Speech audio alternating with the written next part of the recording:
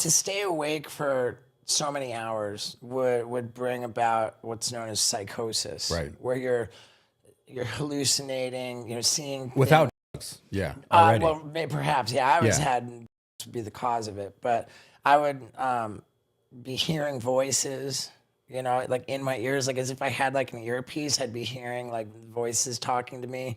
I would have hallucinations, which any number of things would happen, but like there would be people walking around that I would see, and they were just never actually there.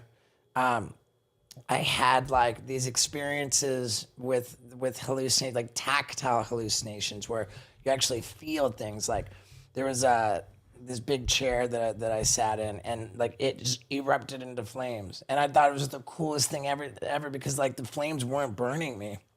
I was just in this big chair, and it's like, wow, cool, it's on fire, like, and again, I would just keep wanting to do more and more drugs, and at one point, I had like all these pills and all this pain and all this night oxide, and I was just looking at it like in front of me, and I was in that same chair, and I remember like having the distinct thought, like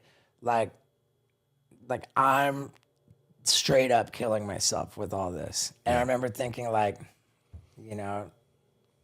like, fuck it, who cares? And just in that one moment of thinking, I don't care if I die, like the chair just with me in it. Like I had just had the experience. There was like a big guy like you, like spun the chair, like it was a tactile hallucination. And I know that if there was like a video camera set up, that like nothing would have happened. But I had the experience, I had the experience, and it was like a really, really powerful message, like that, like in response to me thinking, I don't care if I die. It was just like some spiritual entity thought, like, think again. Like it was in response to that thought. Like where your subconscious was like, no, bro. Yeah.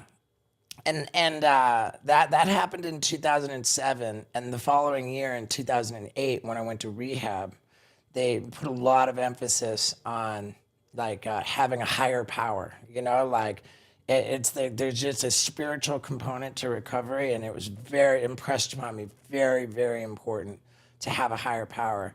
And I've hated religion as long as I've been alive. I just think it's awful, and I can't stand it.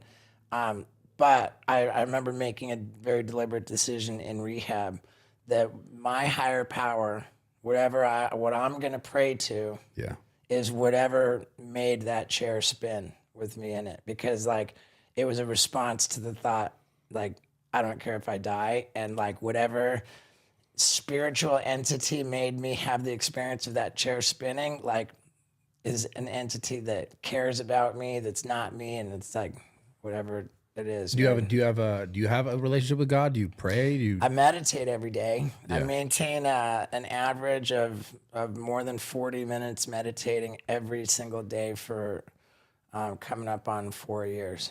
Yeah. Damn. I take it super seriously too. So spirituality is more so like you lean towards that. Sure. I mean, like you don't identify it as like God or some sort of religion. I just call it the universe. Yeah. I think the word God is super polarizing because it's trying to like attach some kind of human traits to all that is. Yeah. And if you just say the universe, like the universe is not a polarizing concept, and it's like very synonymous with whatever people are referring to as God. Yeah, I get it, dude. That's I mean, that's beautiful though. That like something, it's like almost as if, you weren't supposed to keep going down that road.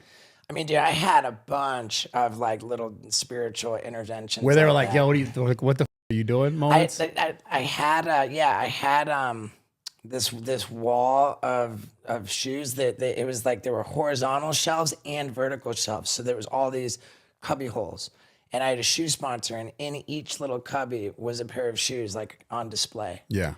And I remember like at one point, like just again, I was just in such a dark place in 2007, and like the powerful message was like, all right, like stop it.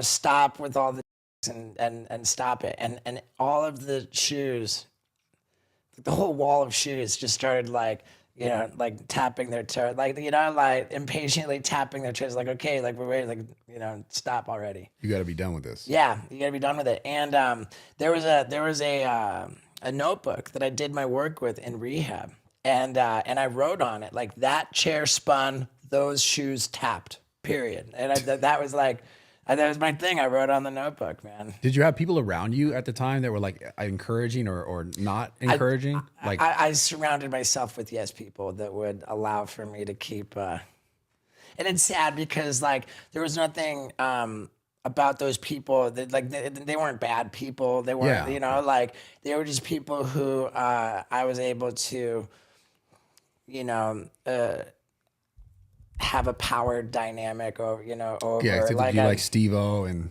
this like guy. if you were gonna have a relationship with me at that time, that relationship was 100% on my terms. And if you were gonna push back or tell me like anything I didn't want to hear, you were gone. So Yeah.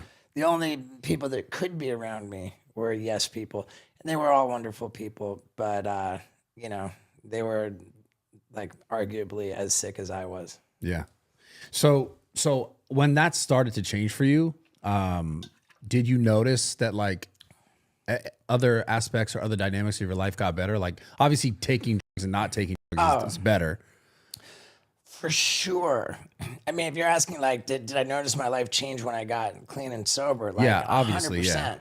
And I think that like that there's like a spiritual law that like the way we treat others is a reflection of how we feel about ourselves. Absolutely. Yeah. And over the course of you know, just the deterioration of me, like with drugs and alcohol, like I think that I can just, it's almost like a timeline of just my self-esteem just deteriorating because my actions were just so shameful and like I was just so pathetic, man, you know? And like my self-esteem, my self-worth just got lower and lower and lower. And I developed an ability to be like genuinely nasty, you know? Like the way that I treated others was very affected. And like I would try to hurt people's reputation. I would try to do damage to people's reputations, like hurt their feelings. Like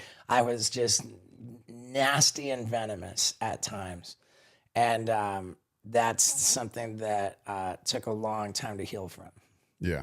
Because you were doing it essentially to yourself, like you said. Right, for sure. And like in recovery, that, you know, like in recovery rehab, you know, they talk about building self-esteem through esteemable acts. You know, like we just we help how we feel about ourselves by behaving in a way that we can feel good about. You know, like and we can improve the way we feel about ourselves by deliberately changing the way we treat others. It works both ways. Yeah. So if you go out of your way to be cool to people and do the right thing, then like the natural effect is that you're going to feel better about yourself.